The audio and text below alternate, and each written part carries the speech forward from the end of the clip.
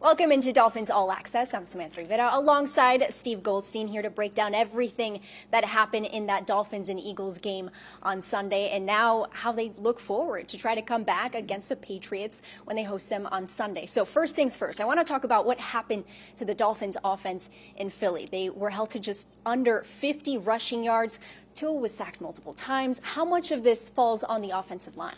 Yeah, well, there's no excuses, as we know, Samantha, in the NFL. But when you're without that left side and center, Connor Williams, it gets a bit tough, and it was a tough game for the Dolphins' offensive line. I thought they opened up a few holes there early in the second half. But overall, just not enough time for the running backs, for Tua. And again, give the opposition some credit. I mean, the Eagles were a couple plays away from winning the Super Bowl last year. They won the NFC. They played the Chiefs in the Super Bowl, and they've got a heck of a defensive line. And I think a lot of these teams now, Samantha, the Dolphins during game weeks are grabbing all the headlines. Tua and Tyreek and how explosive they are. And, probably some of these defenses are kind of reading those headlines, and they're pretty motivated. So, look, they're going to be without Isaiah Wynn. We don't know if he's going to be back this season. Lester Cotton's going to have to step up. Teron Armstead is still out of the lineup, so that left side is going to have to do some good things.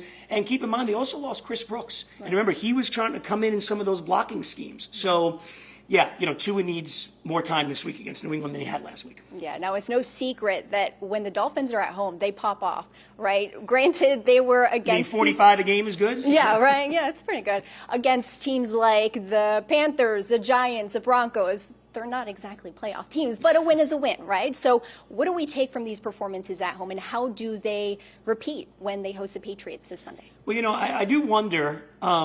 how much of it is a product of being at home? And you're right, the opponents have something to do with it. I mean, the road games, they walked up and down the field in L.A. against the Chargers on opening day. Then you go up to New England and play Belichick. As you mentioned, you go to Buffalo, you go to Philadelphia. These are quality teams. So we need more of a sample size, but I do wonder how much easier it is at home without the crowd noise. Getting those plays in. The Dolphins lead the league in pre-snap motion.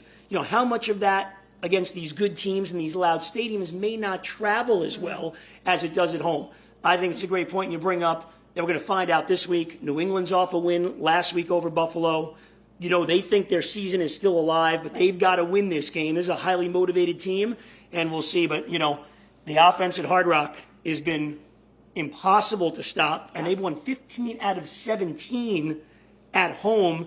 It's the best stretch in the history of the stadium. You got to go back to the Orange Bowl days. Last time the Dolphins won 15 of 17. Incredible. I love it. All right. So looking at Vic Fangio's guys, they've had some highs, they've had some lows. What would you grade this group right now? Well, that's a great question. On the whole body of work, I'm going to go B-.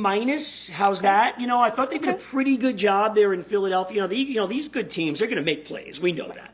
And the one real rough game they had, opening day, the Chargers ran on them, found a way to win the game, found a way to get the big sack on that final possession. So they came through that. The one real rough one was in Buffalo. Otherwise, they got after Russell Wilson. They got after Daniel Jones. They knocked him out of the game. They got after Bryce Young. So, I'm going to give them that, but I think it's encouraging. We're starting to see, and when, you're in the locker room as well, we talk to these defensive players.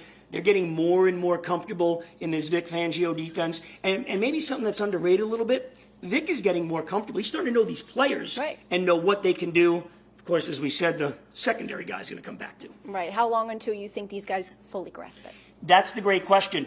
Get in the playoffs, and hopefully it's somewhere down around there. The last 4 games of the season are brutal. Yeah. I mean, you've got the Jets, going to be a tough game. Right. Dallas comes in, they go to Baltimore, then Buffalo comes in. So you're hoping by then, 10, a dozen games, you get everybody healthy by then, they're humming pretty good. But we're seeing good signs here. I think despite the loss last week and the 2 games before that against Carolina and the Giants, we're starting to see some signs. They're getting pressure on the quarterback, they're getting sacks, and they're getting knockdowns. All right, finally, I want to ask you about the tush push. Oh. What's your opinion on that? We saw it multiple times on Sunday. Well, first off, it's amazing the way Philadelphia can run it. Incredible. I mean, not everybody can do it. If everyone could do it, everyone would do it. Right. Hurts is a big guy. They get so low with their leverage.